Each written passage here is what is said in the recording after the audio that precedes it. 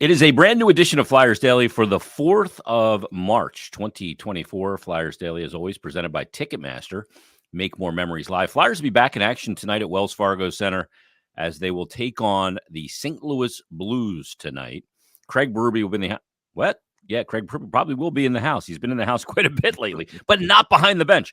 But to talk about that game and much more from PhiladelphiaFlyers.com, NHL.com, and HockeyBuzz.com, it is Bill Melter. Bill, it's been a rather interesting week of Flyers hockey, to say the least. Yeah, it's certainly been a bit of a roller coaster this week. Yeah, but you beat Tampa 6-2, and then you lose 5-2, yeah. and then you win 4-2. Yeah, and some of the period to period too. But that's we are in the stretch drive now. It's one of those things where the outlook kind of day to day depends on what you're doing. You're looking at the out of town scoreboard now, who's doing what, and truthfully, it's fun. The stretch drive is fun when you're in a playoff chase. So yeah, and it's something we haven't experienced in the last couple of years, Bill. And as a matter of fact, we didn't get to experience it in 1920 either, because the league shut down. So the last time, Brian Smith brought this up the other day, the last time the Flyers really went through a stretch drive and playoff push was the 2017-18 season, if you can believe it. Yeah, crazy. Yeah, with Hack as the coach, and that's how long ago it was already. So it's nice, it's really nice. Yeah, it is fun because it means something again. And we've got deadline this week coming up on Friday, the trade deadline. And I think there's been so many variables added to this. It's like a big crock and you're putting all these ingredients into the soup. And there's been just other ingredients added that maybe complicate the flavor of the broth, because you're dealing with 3 injuries with Travis Konechny, Jamie Drysdale, and Rasmus Ristolainen. 2 of those guys, Drysdale and Ristolainen, are week to week. Konechny is day to day, to go back to that term. And I think it's complicating everything for general manager Danny Briere, or is it not complicating anything for them is the question. Well, I think in terms of understanding that, the Flyers are obviously the goal, as the team, the group in the room, their goal is to make the playoffs. From an organizational standpoint, you're still in the middle of a rebuild. You're still aiming for the long term. That has to be the focus. And it also depends on what deals come down the pike over the course of this week. And I mean, one of the considerations in this too is that when you're assessing the deal and you're setting a price, and Briere's taking a lot of calls, probably making a few calls, as well. But I think in terms of when you're setting the price of what's coming, well, listen, again, the Flyers are in a playoff chase here, and for the Flyers to at least on paper weaken their chances with the injuries and given the shape of the roster, I think that carries a little extra premium. If you're expecting the Flyers to lessen their own playoff run, well, that means you're really going to have to pay something on players that you're interested in. We'll see. I mean, this is obviously, particularly teams that are fighting to get into a playoff spot, who are maybe battling uphill. They haven't they haven't decided to sell, but they decide their window of time is now, or are trying to strengthen their hand to maybe push into a guaranteed spot. Whether it's the Western Conference or whatever. But I think that I think one of the things you want to do is you want to make sure that you stay at least reasonably firm on your demands. Not just for this trade deadline, but moving forward. That when you set a price and you set an expectation, you're gonna more or less stick to your guns, and because GMs are always looking for an advantage, and they want to see if they can wear down other GMs, and and so I think that this is to me it's a big picture thing too. Is that as we've discussed, there's this deadline, there's this off season, and it's not all just about this week. So I'm really interested to see how this week shapes up. I don't think the injuries are going to change the compass in terms of decide they can't move certain guys at any price. I think it all depends on what on how it shapes up this week, and in terms of who knows league wide, right? Somebody goes down, and another team, and then all of a sudden they feel that maybe they need to meet your price on someone who you might have made available, a Sean Walker, for example, right? Yeah. I mean, we see how fast things can and often do change. Yeah. And so just these next 4 days are going to be fascinating. And then also, listen, the Flyers have 2 games before the deadline too. So Yeah. Tonight against St. Louis, and then Thursday in Florida, and then right after the deadline, it'll be Saturday in Tampa. There is a line, Bill, where I go, you know what? I'd rather, and some people told me I was an idiot for having this way of thinking, but I think this is a battle, not the war, this deadline. Yeah. And there's a line where I go, some people go, well, if you can't get rid of a guy, just take a 4th round pick for Sean Walker. Something's better than nothing. You're better off getting that than losing him. And I go, no. Because Danny Briere's got a reputation to begin and uphold. Right. And your reputation is based on what you've done. And if he caves and gives a 4th round pick for the player, even if you don't re-sign him, I don't care, because I may not win this battle, but I'll win the war, because my reputation of being pushed over is something that's going to carry for the next through my tenure. I can't do that. There's a tipping point to everything. And I absolutely. And it's kind of just saying that, where it's like, well, you're going to deal with these other GMs on an ongoing basis. Yeah. If they feel that if they just stick Hold to their out. guns, and it affects future dealings. And also too, if you set a value, you figure a player's worth X to your team, right? And you're in a chase. I know the word like self-rental has been thrown around a bit lately, but I think it's legitimate. Okay, if you move a Nick Sealer, for example, and maybe you do, maybe it depends. It really depends on what offers come in. But say you move Nick Sealer, okay, how do you replace him? Is there anybody in the system, an Adam Jennings or whoever that player might be, who could come up and give you something similar? Right now, that's kind of hard to say with any kind of sense of confidence. So if you're dealing, you set your price and you stick to that price and kind of let the chips fall where they may. That's how I see it anyway. Yeah, and if the price gets met, you make a deal. If it doesn't, you say, you know what, I'm not making a deal. Screw you. Hang up the phone. You know what I mean? Yeah. I think of all the guys that names are out there, and Torts has mentioned that he's spoken to the players that they're taking calls about, or whatever, however you want to term it. I don't know if they're shopping. I don't know if that's the right term, but of all the guys, whether that's Scott Lawton or obviously Sean Walker or Rasmus Ristolainen, probably was to some extent, but with him out right now, I doubt that's part of the equation. Yeah. And Nick Sealer, like I look at all those guys and I go, the one guy that they're not really loving taking calls on is Nick Sealer. Yeah. Because of what he does bring to this team.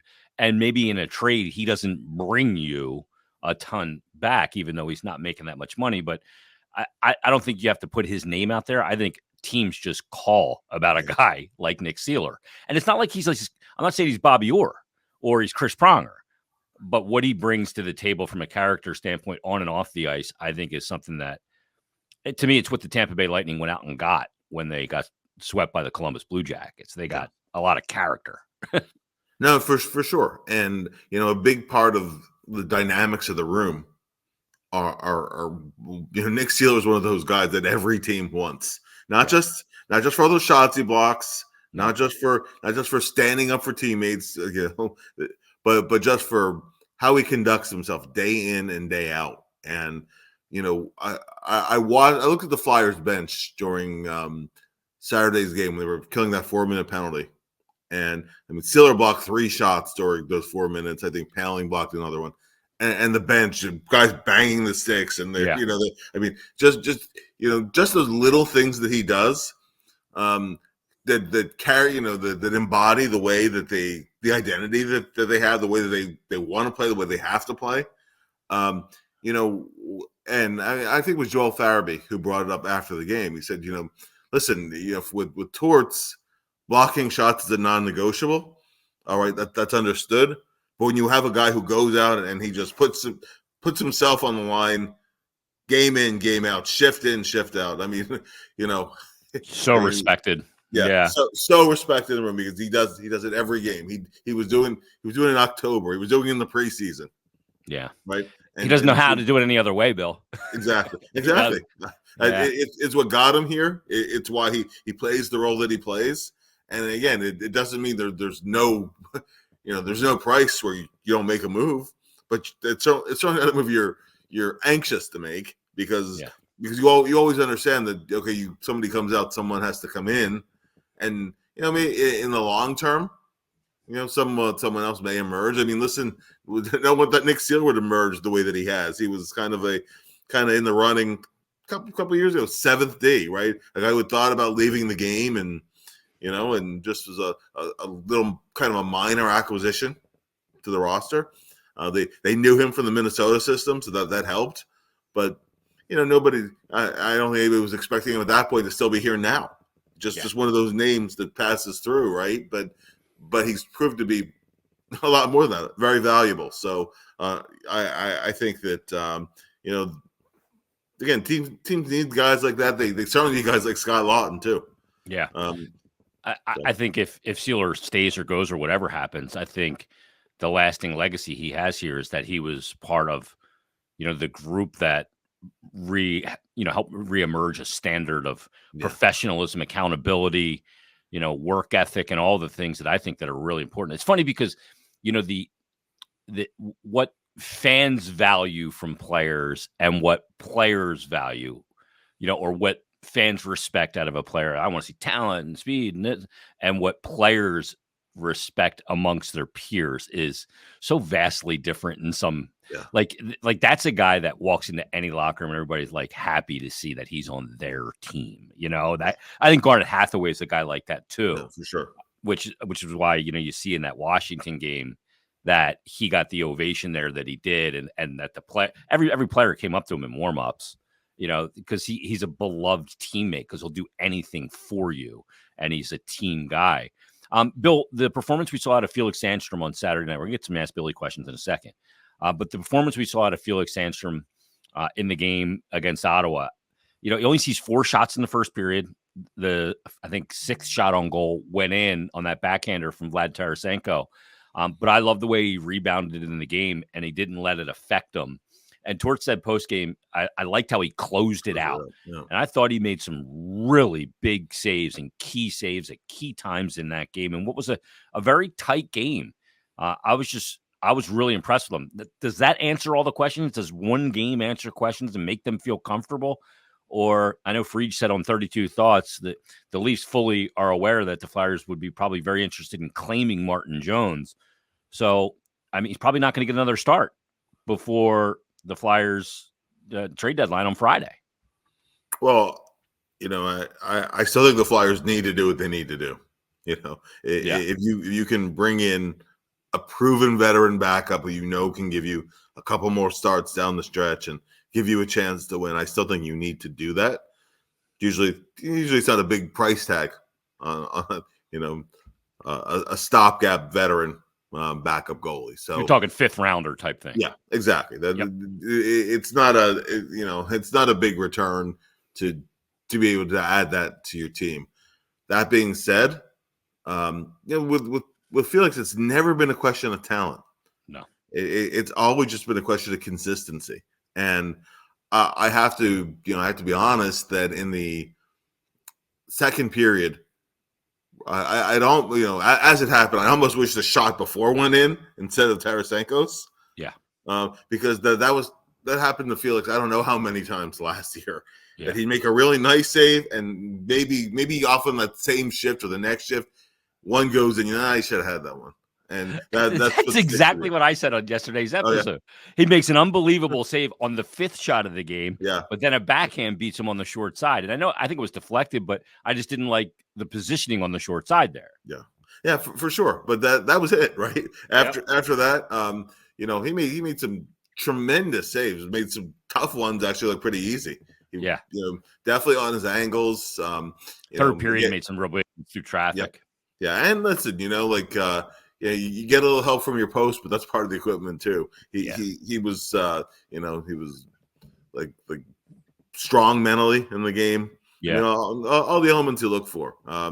He's had an inconsistent year with the Phantoms. He's had an inconsistent career so far, but it's never been a matter of talent. So it's great to see him step up in a game the Flyers really had to win in this 3 and 4 stretch. It does make you feel a little better about turning back to him when you need to. The Flyers have another back-to-back 3 to 4 situation coming up before we'll know it. Another one this month and a tougher one at that. So Toronto, Boston, Toronto. Yeah. Yeah. Yeah. So that's so you have that in your back pocket that he's a guy that you feel a little bit better about turning back to again if you need to. It's always good to have options. So. Yeah, no doubt. Bill, let's get to some Ask Billies because I want to thank Jeff Kirsch for emailing me, and he was the one that triggered me to do an Ask Billy episode because he said the following. He said he sent this to me at 12:30 on Sunday. He said, "Hey Jason, hope all is well. Between the 2 games I've been to recently, Colorado and Arizona, and what I can observe from watching the other games on TV, it seems like the crowds are bigger and more, quote, lively than they've been since a very, very long time ago." By the way, subject matter said, question for Ask Billy. That's why I made me think of that. He said, "Do you and Bill agree? And if so, do you think the players and Torts are starting to notice that as well?" He said, I've always felt like a Flyers or Sixers game that it's not full or close to full, doesn't just have the same energy and doesn't feel like it's as much of an event. So I'm curious to hear what you and Bill have to say about the subject. I will say first and foremost that absolutely I can feel a different vibe in the building. You and I talk about it quite often, Bill, when we're at the building about, whoa, this place got a little bit of a buzz to it. And it wasn't just Flyers, Rangers. Go back to the Flyers Calgary game, Ed Snyder Day, and the game they were treated to. Several games this season, and it's becoming more and more regular. And again, it was this weekend on Saturday night, and it's been pretty much since November that we got this vibe back in the building. I definitely feel it, and I think the players and coaches absolutely feel it. Oh, players absolutely feel that energy. Yep. And everybody loves playing in an atmosphere that's that's a lively atmosphere. The game feels like it. I mean, if you remember during during COVID when literally the empty arenas and trying to pump some kind of sound in and just so artificial, but it was just so sterile. It just felt so sterile. And when there's a lot of empty seats, crowd arrives late, they leave early, and the games don't feel like they mean very much. It doesn't have that big atmosphere to it. Definitely, as the season has progressed, it's really kind of come back in a big way. Now you got to keep winning. You got to keep staying competitive to keep that going. But you definitely feel it, even on the weeknight games, but especially on the weekends. And something else that where it really stood out was a week ago with the Rangers. I mean, we all remember last season when it was basically a Rangers home game. Yeah, right? It was 75-25 Ranger to Flyer fans. Yeah. And this time it was a lot more 50-50 because Rangers fans bought tickets so early. Yep. But but even then it was decided, and they were, it wasn't a defeated feeling either. Though the Flyers lost the game, it was definitely, it was good. I mean, it makes it fun to be in the building, even from a standpoint of us as media covering a game. Yeah. And most certainly playing, even coaching that game. Maybe you're not listening or checking the crowd while it's going on, behind the bench. I mean, Torts has said that too, but I think that just in terms of the the feel of the game. It's so much better now, night and day from last year, honestly. I remember back on December 4th, it was the Flyers home and home with the Penguins. And my wife and brother-in-law came down to that game at Wells Fargo, the second of the two, after the Flyers won the first one in a shootout and second one in overtime, right? And I sit upstairs with you, or I'm at the Zamboni entrance, but I sat up in the seats with her and my brother-in-law, and I'm like, man, these people are having a friggin' blast. Like the vibe was back in the building. It was like, this is cool. And it's become a cool place to be again. And that's great to see. That's a testament to a lot of different departments within the organization. But the most forward facing is that group of players that take the ice each and every night for sure. Let's get to some other Ask Billy questions here. Let's get to this one right here, Bill. We got a bunch of really good ones that come in as they always do from Flyers Twitter. I got to say that the questions lately, as the team has ascended, have gotten better because I think they're more consequential. Tyler Barton says, if Walker and Sealer aren't moved before the deadline, should we expect new contracts right away? Is there a chance they won't be moved and won't have contracts until July 1st, or potentially just lose them in free agency? I guess there's that potential, Bill, but GMs tend to not incur that risk. If they're if they come to terms on a deal, they want to do it before the deadline. They don't like to have their cheese hanging out there a little bit. As like you see it right now with the Elias Pettersson situation. He's a restricted free agent after this year that hasn't committed yet. And they're talking about, I think they've talked to Carolina about moving him. So I think the preference, obviously, could they do that? Yes. Is that the preferred method? Absolutely not. No. If it's not totally done, and it's your intention to resign, not to deal. They at least want to be. They at least want to be in a place where they feel like they're in striking distance. If you don't, you lose leverage too. By the way. Yeah, exactly. So the closer you get to July 1st, you don't have the, who said it's always good to have options, right? So when you don't have options, that's where you lose some leverage, and so I would expect that, and it might not be announced till deadline day itself, but I do think that if it's going to get done by Friday, would be most likely when it's done. If not, sometimes before the playoffs would start. Just to dot the I's and cross the T's. But if you go after the season and they're not signed, then it is like a self-rental situation, and you do risk the guy walking. Ask Columbus about that with Bobrovsky and Panarin. Yeah, and that Jarmo made a calculated decision. He even knew that they weren't coming back, though. Yeah, he already knew it. Yep. Yeah, he already knew it, and he decided, you know what, we're gonna go for it now. Remember they tried to they were buyers. They tried to I guess part of it was trying to convince guys to stay after all, but I think the other piece of it too is that now our window time, it has to be right now. So yeah. And that was a team that had not won a playoff series, in their existence at that point as well.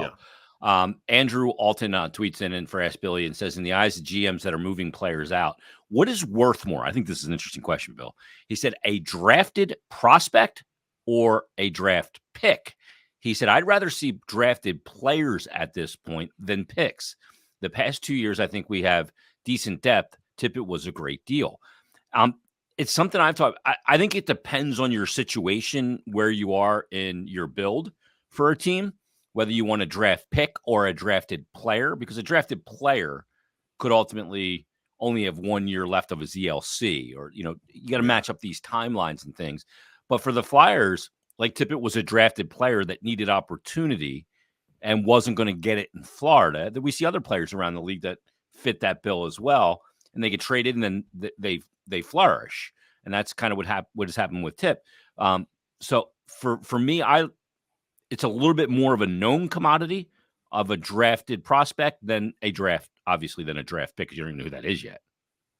No, for sure. And to me, it's also important I like to stagger the NHL ETAs a little bit. Yep. So if you have a guy, you can get a guy who's probably close to NHL ready, maybe even has a few NHL games under his belt, has been in the American League, maybe maybe another couple of years in the ELC. So Stankoven. Not especially wasn't going to happen before. It was unlikely. Now it's really not going to happen. But yeah. But yeah. I mean, obviously, you could get a player where it has a little bit of the known commodity. I mean, the Flyers already have 2 first-round picks this year. Yeah. If you get if you could get a third, to me, the number one capital value in that is you potentially package those to move up. There's somebody you really value. And also, maybe it makes more sense to, if it's a first, maybe another further year out. Maybe you push that back a draft. Just again, because to me, it's important to have prospects at a variety of developmental standpoints as you're developing a system and you're rebuilding. Sometimes it ends up happening when you get too many picks around the same time.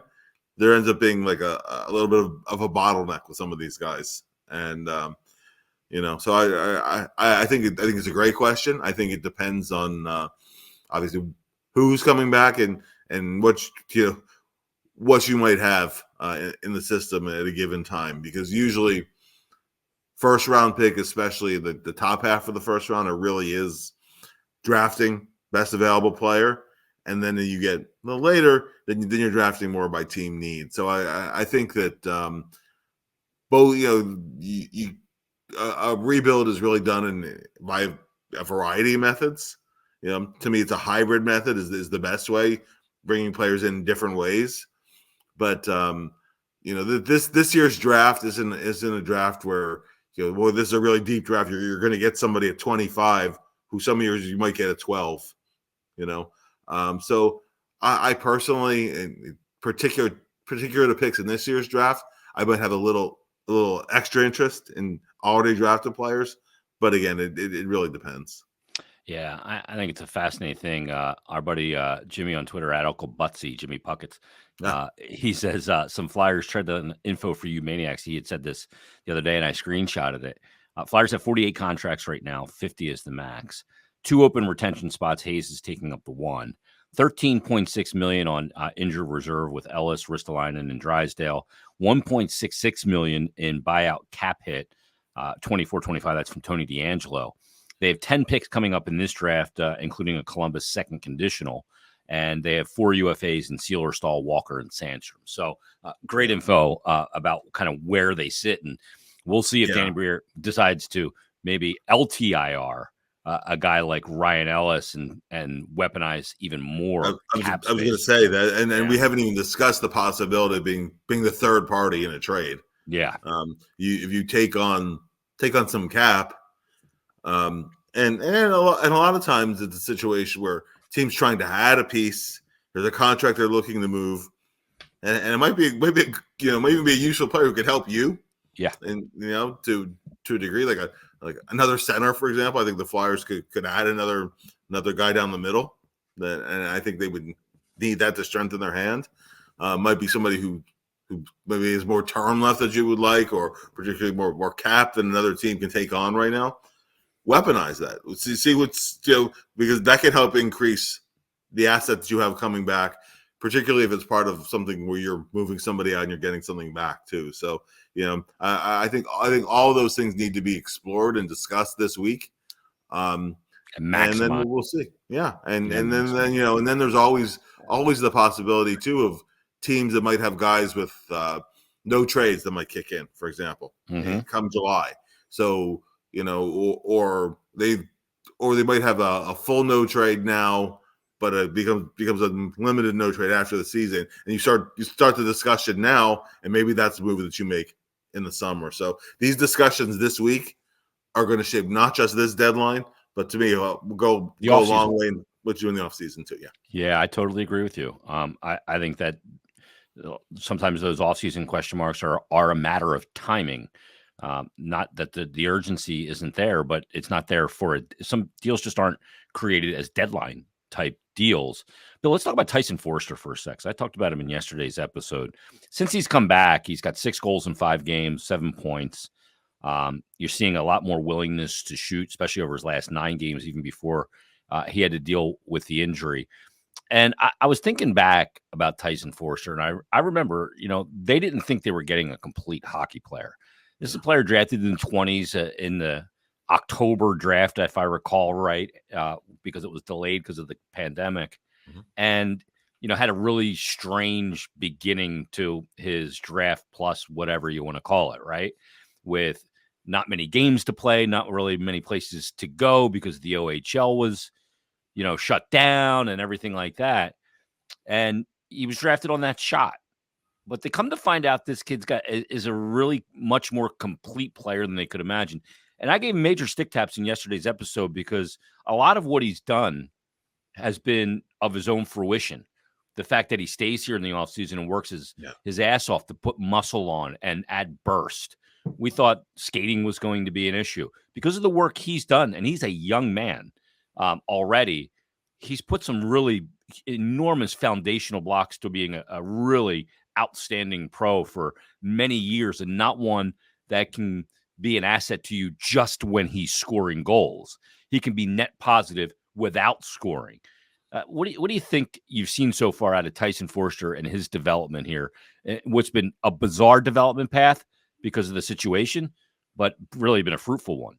Yeah, for sure. And because of COVID, because the OHL season was canceled the next year, he spent that first year with the Phantoms, and it was kind of a watered down version of the AHL that year. It was diet AHL that year.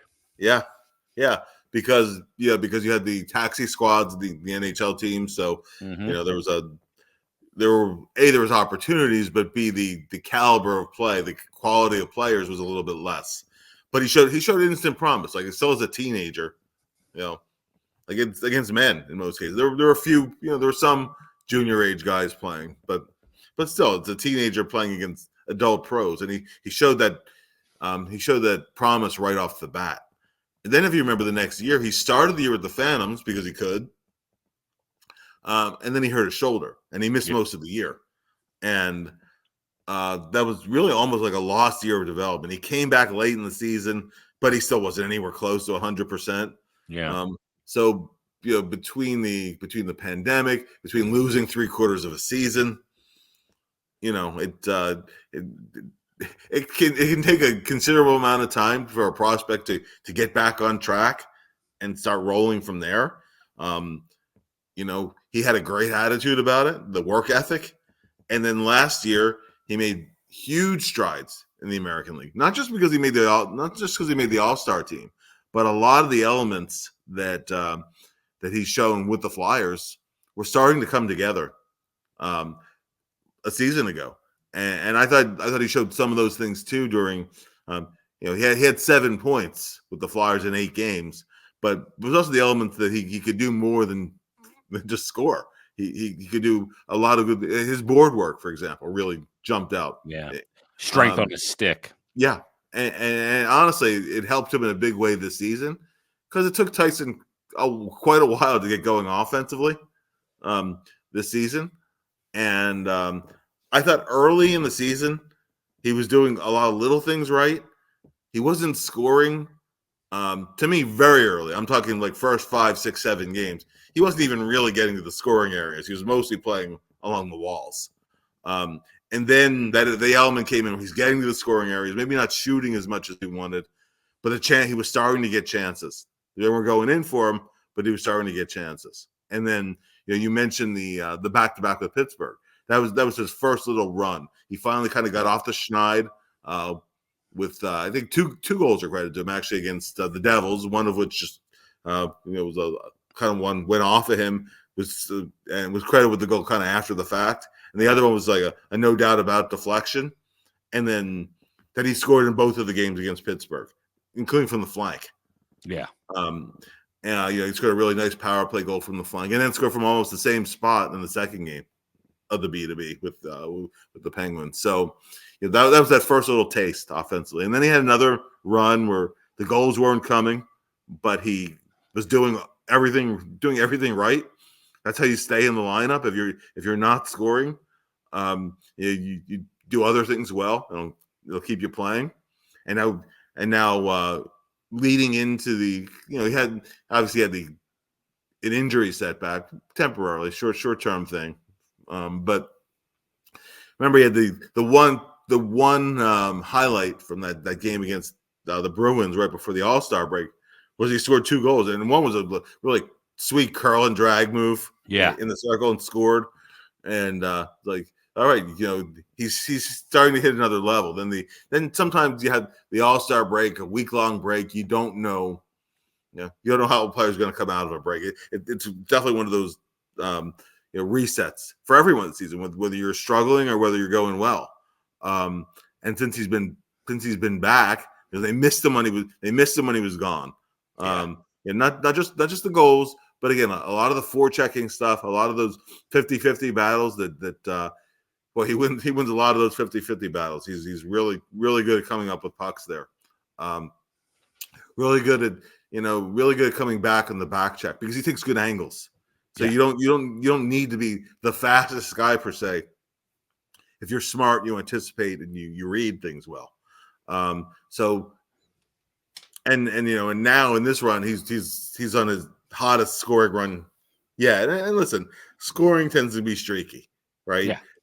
So I'm sure there'll be another stretch where he goes maybe 7 or whatever it is without a goal, or 1 in 10. But he'll keep doing those little things. And I think over the course of a season, as he continues to develop, the hot runs and the middling and the hopefully some of the stretches where he's not scoring are a little bit shorter. You look at the end of the season, he has 30-something goals, 32, 33. That's always been his upside as a goal scorer. I think a lot of us underestimated I know I did, what his upside was as a 200-foot player who can also score. So, absolutely, just scratching the surface right now. Yeah, I mean, I think one of the big things is that his best hockey is being played when the games mean the most. Yeah.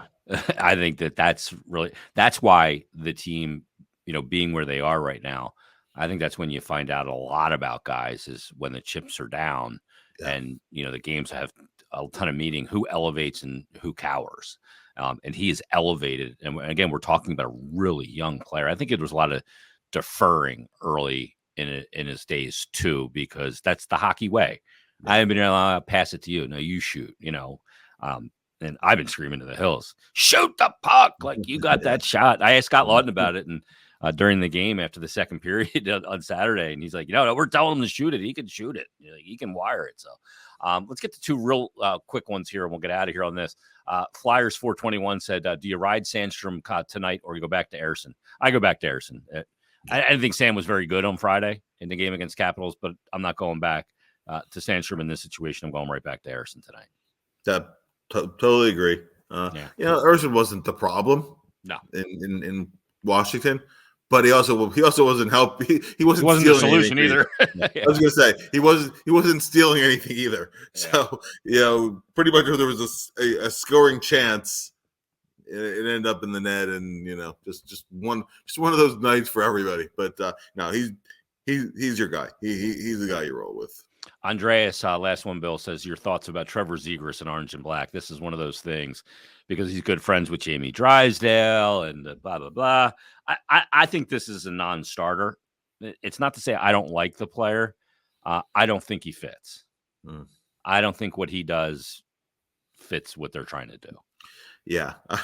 I mean, sometimes I think about Torts talking about how much the Tippett and TK drive him nuts and he can't watch them because otherwise the temptation to overcoach gets involved. And this isn't about the Michigan. This is it's not about the Michigan. It's about he has a lot to learn off the puck, and particularly playing in the middle. If he does play center, because he can play. I think he's a winger all day. I do too. Yep. I do too.